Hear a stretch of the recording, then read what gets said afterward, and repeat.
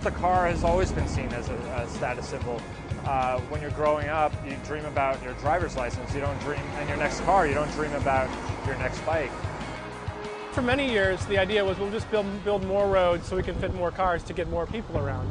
Now we're realizing, in cities like Washington, we don't have any more room to build much more in the way of roads. And we got to use those roads and the transit system as effectively as possible.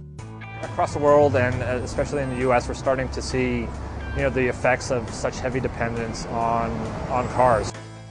Developed countries especially, we're turning back to the bike. We're looking at the bike as a viable means, a part of our transportation system. More people need to bicycle to free up the road. They're not made for these large cars. This last year, it seemed to all come together at once with gas prices. We really saw a lot of people ditching their cars and getting onto bikes for the first time in a long time. Bike sharing is bike transit. It's a series of unattended stations, usually in an urban area, where there's a fleet of bicycles that individuals can use for a short term. With motor vehicles, there's a lot of pollution, so by encouraging bicycle travel, it's encouraging an environmentally mode of transportation, and it's getting people to where they need to go in a very healthful manner. We have an obesity epidemic in this country, and we need to create more opportunities for Americans to get more activity into their daily routine. This way, Americans, Washingtonians can get familiar with the concept of bike sharing and create the demand for it. And it'll really create a virtuous cycle. Sorry, I had to do it. As more and more people are bicycling, there becomes a greater demand for bicycle facilities. More facilities are built, more people bicycle. And bike sharing is one of the ways of getting more people to bicycle. I'd say the biggest challenges that DC has in bringing a bike sharing program to the city is making it safe. I just don't think that at this point the streets in DC are ready for so many bikers. The main roads don't have bike lanes.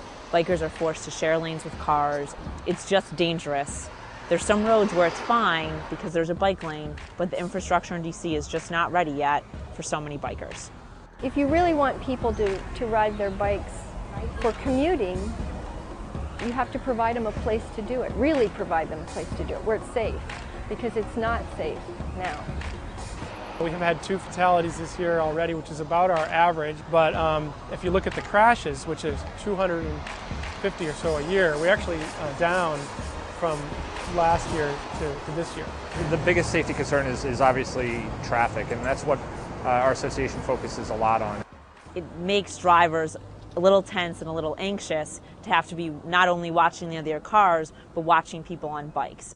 We try to teach cyclists about how to ride safely on the road and drivers on how to drive safely around a cyclist. It just takes time to make a lot of these changes. But having said that, when I started we had about 3 miles of bicycle lanes, and now we have about 40. So we have made progress.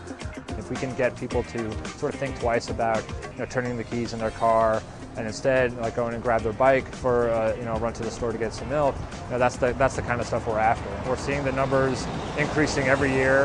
With a little more work and some more funding, I think we'd really be well on our way to being one of the best bike cities in the country.